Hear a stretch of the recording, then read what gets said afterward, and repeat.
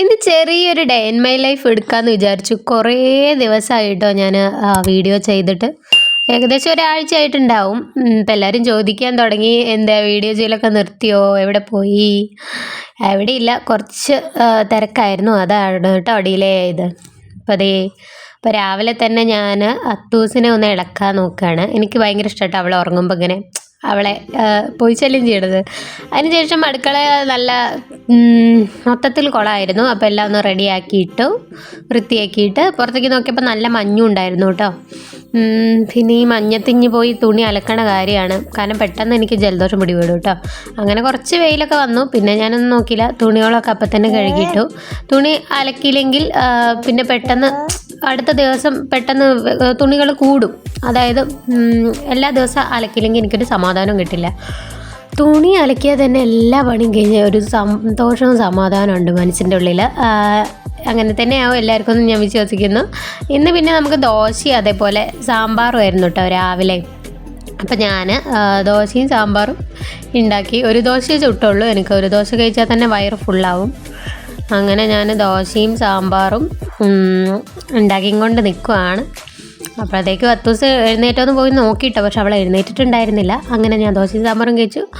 കുറച്ച് കഴിഞ്ഞപ്പോഴത്തേക്ക് ഇതേ അത്തൂസ് എഴുന്നേറ്റു കേട്ടോ. ഇനി അവളുടെ കുറച്ച് വിളച്ചിലുകളും വേലത്തിരകളുമാണ് നിങ്ങൾ കാണാൻ പോകുന്നത്. എന്താ കാണിക്കുന്നതേ? കണ്ടേ, കുഞ്ഞിനെ കാണുന്നില്ലല്ലോ. കണ്ടേ, അയ്യോ എന്തോ. ഹലോ, അവളുടെ പപ്പയുടെ ബനിയൻ ഇട്ടോണ്ടാട്ടോ അവളുടെ കളി ഫുള്ളും. ചേട്ടായി പിന്നെ രാവിലെ ഒരു 8 മണിക്ക് പോകും. അടി വേണോ കുഞ്ഞിന്? അത്തൂസേ, അടി വേണോ? വായിലിടല്ലേ അടി. മുടിയിൽ കെട്ടുന്ന മറ്റേ മുടിയിലുണ്ടല്ലേ, അതാണ് അവൾ വായിലിട്ട. അപ്പം ഞാൻ വഴക്ക് പറഞ്ഞു. പിന്നെ അതേ പുറത്തേക്ക് ഇറങ്ങിയപ്പോൾ ഇവന്മാരിങ്ങനെ വരിവരിയായി ഇരുന്നിട്ട് കൂട്ടസമ്മേളനമാണ്. അപ്പോൾ അത് എല്ലാ ദിവസവും നടക്കുന്നതാണ്. അപ്പോൾ അത് ഞാൻ അത്തൂസിന് കുറച്ച് നേരം കാണിച്ചു കൊടുത്ത് അങ്ങനെ ഉള്ളിൽ കയറ്റി അവൾക്ക് കഴിക്കാനുണ്ടാക്കി അവൾക്ക് കഴിക്കാൻ കൊടുത്തു കേട്ടോ. ചോറാണ് ഞാൻ കൊടുക്കുന്നത്. ചോറും അതേപോലെ ഉരുളക്കിഴങ്ങ് തോരനും കേട്ടോ. അപ്പോൾ അത് ഇങ്ങനെ ഇരുന്ന് കഴിക്കുകയാണ്.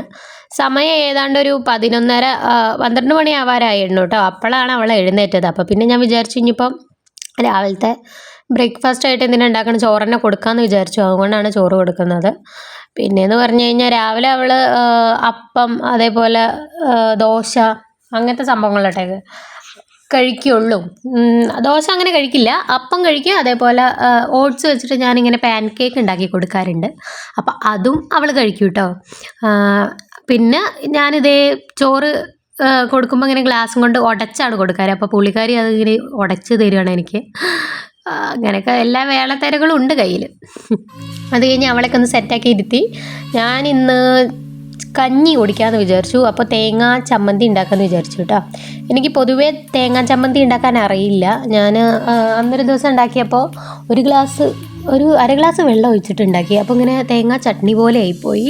പിന്നെ ഞാൻ എൻ്റെ ഫ്രണ്ടിനെ വിളിച്ചിട്ട് ചോദിച്ചു, എടി എങ്ങനെയാണ് ഉണ്ടാക്കുന്നത്? അപ്പോൾ അവളാണ് പറഞ്ഞത്, വെള്ളം ഒഴിക്കാൻ പാടില്ലടി, വെള്ളമൊന്നും ജസ്റ്റ് തളിക്കാനേ പാടുള്ളൂ അത്.